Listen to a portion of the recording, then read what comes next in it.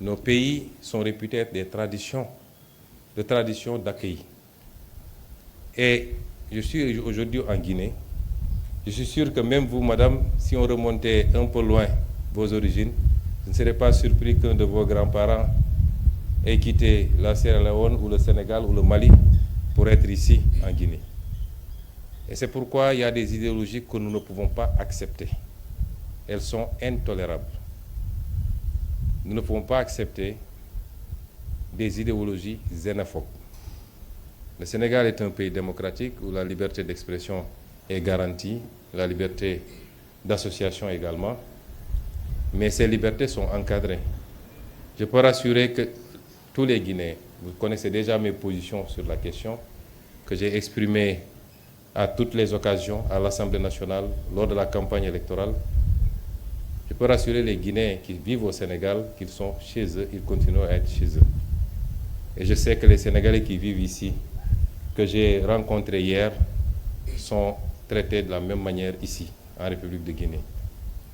De manière générale, la question que vous soulevez maintenant me permet d'aborder une autre sur les discours d'intolérance et de haine facilités par les réseaux sociaux. Je voudrais appeler notre jeunesse à prendre conscience que cela ne les grandit pas. Ce n'est pas toute notre jeunesse, mais ceux qui se livrent à ces discours, quelquefois appuyés par des politiques, malheureusement. Les problèmes que nous avons à l'intérieur de nos pays ne sont pas dus à la présence d'étrangers. C'est dû à l'incapacité de nos leaders dans le passé à gérer nos pays au mieux de leurs intérêts. C'est dû à la corruption endémique, c'est dû à la manière dont nos ressources naturelles ont été bazardées pour la plupart, notre incapacité à avoir une vision articulée, cohérente, permettant de travailler, d'industrialiser nos pays, de créer des emplois et de l'offrir aux jeunes. C'est ça nos vrais problèmes. À chaque fois que des pays ont des problèmes, y compris dans les pays occidentaux, vous le verrez, c'est l'autre qui est le responsable. Et on commence à chercher et à désigner.